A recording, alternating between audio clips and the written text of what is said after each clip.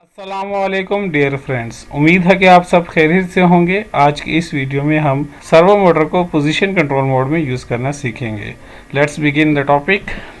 तो सबसे पहले मैं आपको बता दूं, जो मैं इस एग्जांपल में ऑपरेटर्स यूज़ कर रहा हूं वो है Mitsubishi FX2N transistor type PLC use कर रहा हूं, और उसके साथ यस्कावा SDGM सर्वो ड्राइव है, और सिग्मा 2 की उसके साथ मोटर है जिसका इनकोडर है 16 बिट। 16 बिट मीन्स हमारे पास पर रोटेशन 65,536 पल्सेस रिसीव होती है सर्वो ड्राइव में।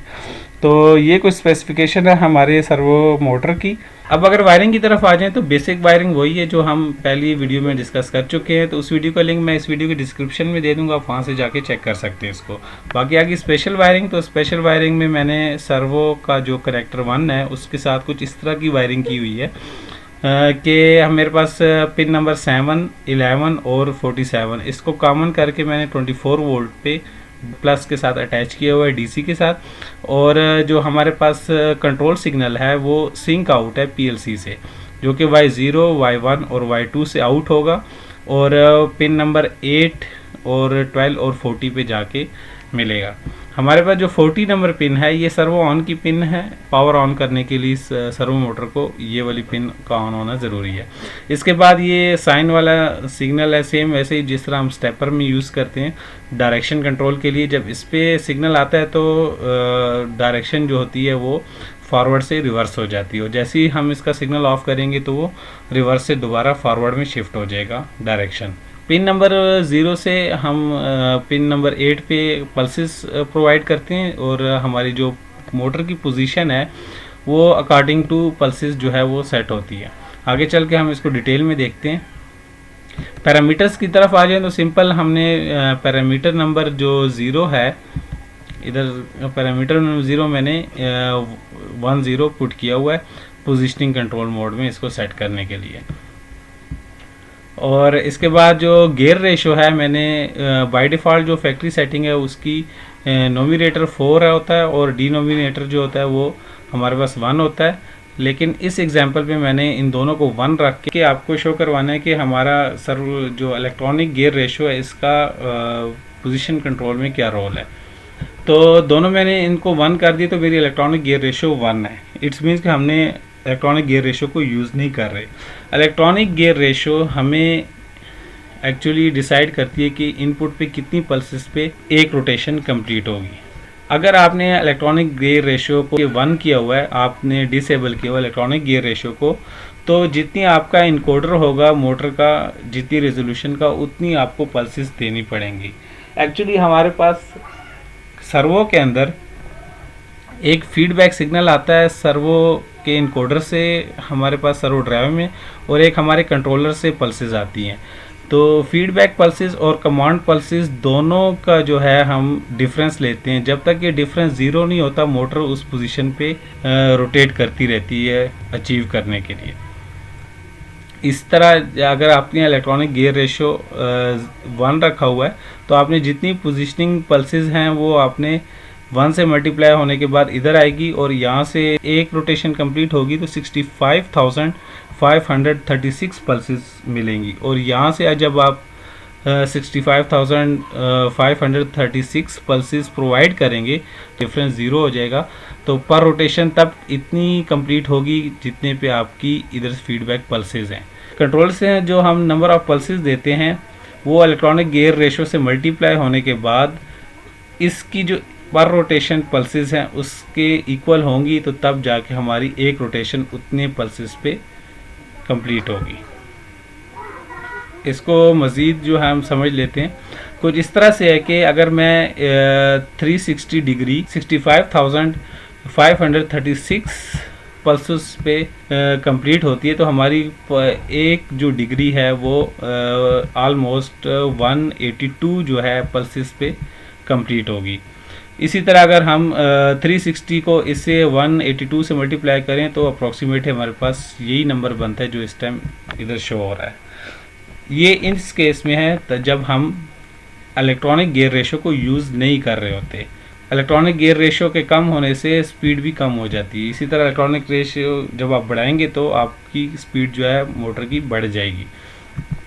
अब क्योंकि मैंने इलेक्ट्रॉनिक गियर रेशो 1 की हुई है, तो मेरी मोटर जो है इस टाइम बहुत ही स्लो स्पीड, जो कि ऑलमोस्ट 39 आरपीएम है। 0 से 39 आरपीएम तक मैं इसको वेरी कर सकता हूँ। अगर मुझे और ज़्यादा आरपीएम चाहिए तो मुझे इलेक्ट्रॉनिक गियर रेशियो को उस लिहाज से सेट करना होगा। फिर जो हमारी पर रोटेशन पल्सेस हैं वो हमारे पास 65,536 नहीं बल्कि इससे कम हो जाएंगी उसी हमारी इलेक्ट्रॉनिक गियर रेशियो की रिलेशन से। और हमारे पास जो स्पीड मॉनिटरिंग के लिए इस सर्वो में मेरे पास पैरामीटर है वो UN00 है। तो आइए चलते हैं, मैं आपको सर्किट चेक करवा देता हूँ। तो मेरे पास जो इस टाइम पल्सेस हैं वो ये मेरे पास Y0 के साथ पल्सेस अटैच हैं, जो कि पोजीशनिंग के लिए हम सर्वो को दे रहे हैं। इसके बाद हमारे पास Y1 पे जो है डायरेक्शन कंट्रोल का सिग्नल है और Y2 पे जो है यहाँ पे सर्वो ऑन का सिग्नल है। ये 3 सिग्नल हैं। इसके अलावा जो है कॉमन सिग्नल जो मैंने इधर अटैच किए हुए हैं 24 वोल्ट DC के साथ। और ये मेरी मोटर है। इस मोटर को मैं एक जगह सेट कर लेता हूँ ताकि इसकी आपको मैं चेक करवा सकूँ कि इस टाइम ये इसकी पोजीशन है। और अब मैं इसको पल्सेस दूंगा। इलेक्ट्रॉनिक गियर रेशियो जो है इसकी मैंने 1 रखी हुई है, वो मैं आपको चेक करवा देता हूँ पैरामीटर्स। तो पैरामीटर्स में जाते हैं P00 और इसमें मैंने 10 अटैच किया हुआ। ये देखें, इसमें मैंने 10 पुट किया हुआ है पैरामीटर नंबर 00 में। मैं इसको यही रहने देता हूँ और बैक हो जाता हूँ। और इसके बाद मैं पैरामीटर नंबर 202 में आता हूँ, जो कि नोमिनेटर है हमारे पास इलेक्ट्रॉनिक गियर रेशो का। और इसको एंटर कर लेते। तो इधर इस टाइम मैंने 1 पुट किया हुआ है। इसके बाद मैं बैक आ जाता हूँ और 203 में जो डिनोमिनेटर है उसको भी मैं चेक कर लेता हूँ, वो भी 1 है। तो मैं बैक हो जाता हूँ और ये मेरे पास इस टाइम शो कर रहा है। और ये मेरे पास सर्वो मोटर की इस टाइम कंडीशन है। मैं इधर ही रखता हूँ सर्वो को। अब चलते हैं सॉफ्टवेयर की तरफ और सॉफ्टवेयर को ओपन करते हैं और PLC के लिए प्रोग्राम राइट करते हैं। तो मैं प्रोजेक्ट न्यू क्रिएट कर लेता हूँ और यहाँ पे आपने FX2N मैंने PLC यहाँ पे ट्रांजिस्टर टाइप यूज़ कर रहा हूँ, तो आपने उस अपने प्रोजेक्ट के लिहाज से मॉडल सेलेक्ट कर लेना है। ओके कर लेता हूँ। तो मैं प्रोग्राम राइट कर लेता हूँ। सबसे पहले LDM0 एक मेमोरी ले लेता हूँ और इसके बाद जो है मैं पल्सेस की कमांड लेता हूँ। DPLSY 32 बिट पल्सेस के लिए कमांड है ये। और इसके बाद मैं जो है D0 एक डाटा रजिस्टर ले लेता हूँ और दूसरा D10 और Y0 पे जो है हम पल्सेस आउट करेंगे। इसी तरह मैं LDM1 एक मेमोरी ले लेता हूँ और आउट Y1 जो कि डायरेक्शनल सिग्नल है वो भी इसमें पुट कर लेता हूँ। Y1 जो है मेरा डायरेक्शनल सिग्नल है। और इसके बाद मैं आ जाता हूँ LDM2 और इसके साथ मैं सर्वो ऑन का सिग्नल अटैच कर लेता हूँ Y2। और इसके बाद जो है मैं एक मल्टीप्लाइंग फैक्टर ऐड करना चाहता हूँ। आगे चल के मैं इस मल्टीप्लाइंग फैक्टर के बारे में आपको बताऊंगा कि मैंने कैसे लिया है आरपीएम निकालने के लिए। एक्चुअली जो हम HMI से आरपीएम पुट करते हैं तो वो हम एग्जैक्ट आरपीएम पुट करते हैं। और यहाँ पे जो इसका मल्टीप्लाइंग फैक्टर है D, मैं लेट्स सपोज एक डाटा रजिस्टर लेता D D30 एक डाटा रजिस्टर है जिसका मल्टीप्लाइंग फैक्टर जो है मैं स्पीड के लिए ले लेता हूँ 1055 और D0। एक्चुअली इसमें मैं स्पीड जो है पुट करूँगा D30 में, उसका मल्टीप्लाइंग फैक्टर 1055 है और ये मल्टीप्लाई होने के बाद इसमें स्टोर हो जाएगी स्पीड। एक्चुअली मैं यहाँ पे जितनी स्पीड पुट करूँगा उसके लिहाज से मेरी मोटर जो है वो रन होगी, इसलिए मैंने एक मल्टीप्लाइंग फैक्टर निकाल लिया। इस मल्टीप्लाइंग फैक्टर के बारे में अपनी नेक्स्ट वीडियो में मैं आपको बताऊंगा कैलकुलेशन इसकी कैसे की जाती है। अब मैं इसको कंपाइल कर लेता हूं और राइट टू PLC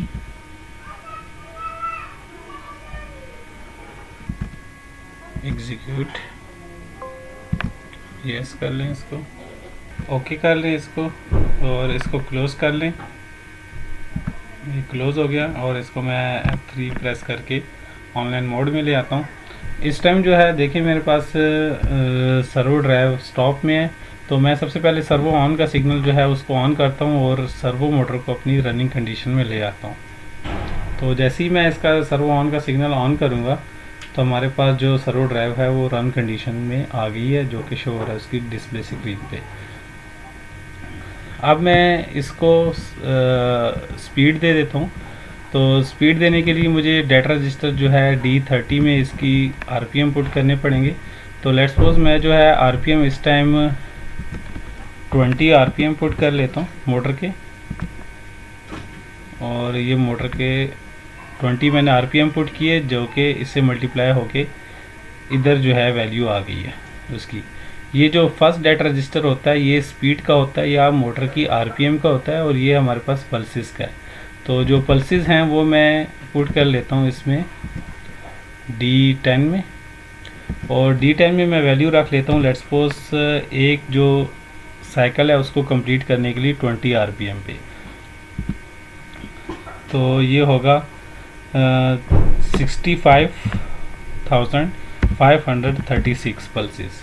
D10 में इसकी वैल्यू मैं पुट करूँगा, और ये मेरे पास एक चक्कर के लिए या एक रोटेशन के लिए जो है वैल्यू मैंने पुट कर दी है। और M0 को मैं ऑन करता हूँ और देखता हूँ कि एक जो रोटेशन है वो कंप्लीट होती है या नहीं। अब देखेंगे मेरे पास इस पोजीशन में इस टाइम सर्वो मोटर, और इसको मैं ऑन करता हूँ तो मेरे पास जो है एक रोटेशन कंप्लीट होगी इसी जगह पे। अगर मैं दोबारा करना चाहता हूँ पूरा एक चक्कर जो है वो कंप्लीट हो गया। और इसके अलावा अगर मैं RPM चेंज करके भी करना चाहता हूँ तो तब भी मुझे इतनी पल्सेस प्रोवाइड करना पड़ेंगी, जो कि 20 RPM थे। मैक्सिमम इसके जो इस गियर रेशो पे RPM है वो 39 है। तो मैं 39 पुट कर लेता हूँ और मोटर को दोबारा रन करता हूँ।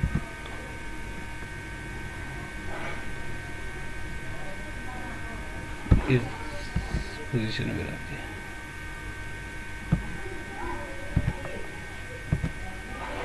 और इसके बाद मैं इसको रिवर्स में भी मूव करवाता हूँ।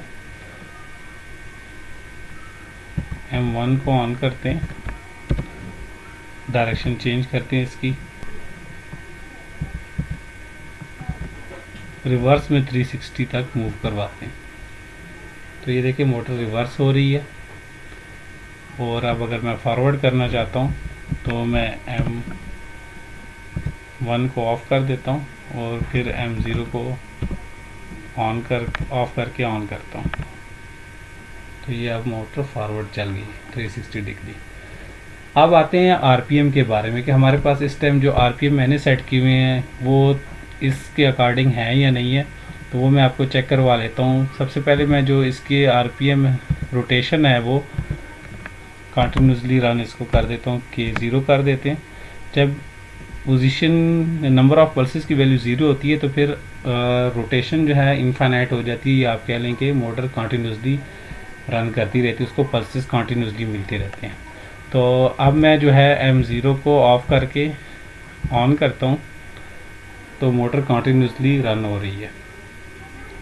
अब आते हैं RPM के बारे में। जो मैंने RPM पुट किए हुए हैं उसके लिए जो पैरामीटर है U00 उसको मैं आपको शो करवाता हूँ कि वो कितने RPM शो करवा रहा है इस टाइम मोटर के एक्चुअल RPM। इसको मैं ऑन कर देता हूँ। तो इस टाइम जो है मेरे पास मोटर के RPM है वो 41, 39, मतलब थोड़ा बहुत एरर रहता है, लेकिन जो हमने वैल्यू निकाली है उसके करीब करीब हमारे पास आउटपुट पे RPM आ रहे हैं। इसी तरह अगर मैं इसके RPM कम करना चाहता हूँ मोटर के, लेट्स सपोज मैं 20 RPM पे इसको सेट करता हूँ तो मोटर के RPM जो हैं रिड्यूस होकर 20 के करीब आ गए। मोटर के RPM है इस टाइम 1 RPM चल रहा है, जो कि मैंने इंटर किया हुआ है। और इसके बाद अगर मैं 2 आरपीएम पे ले जाऊँ मोटर को तो ये आरपीएम 2 हो गए। इसी तरह अगर मैं 10 आरपीएम करना चाहता हूँ तो 10 आरपीएम पे मेरे पास मोटर, तो ये आपको आरपीएम भी शो हो रहे हैं। अब मैं आता हूँ और मोटर को स्लो आरपीएम पे भी 360 मूव करवाता हूँ। लेट्स सपोज मैं 10 रखता हूँ मोटर का आरपीएम और इसको मैं दोबारा रन करवाता हूँ, ऑफ करता हूँ और पल्सेस जो है मैं दोबारा इसको इसी कंडीशन में 360 तक मूव करवाता हूँ। तो ये इसकी कंडीशन है मोटर की। और इसमें मैं 65,536 ये एंटर करता हूँ और मोटर को 360 मूव करवाता हूँ। ऑफ है और अब मैं इसको रन करवाता हूँ तो ये पूरा 360 मूव होगा, पूरा 360 जो है मूव हो गया। तो इस तरह आप किसी भी सर्वो ड्राइव की पोजीशनिंग को कंट्रोल कर तो इस तरह आप किसी भी सर्वो ड्राइव की पोजीशन को कंट्रोल कर सकते हैं। That's it. फिर मिलेंगे एक नई वीडियो में, तब तक के लिए अपना ख्याल रखिएगा। अल्लाह हाफिज़।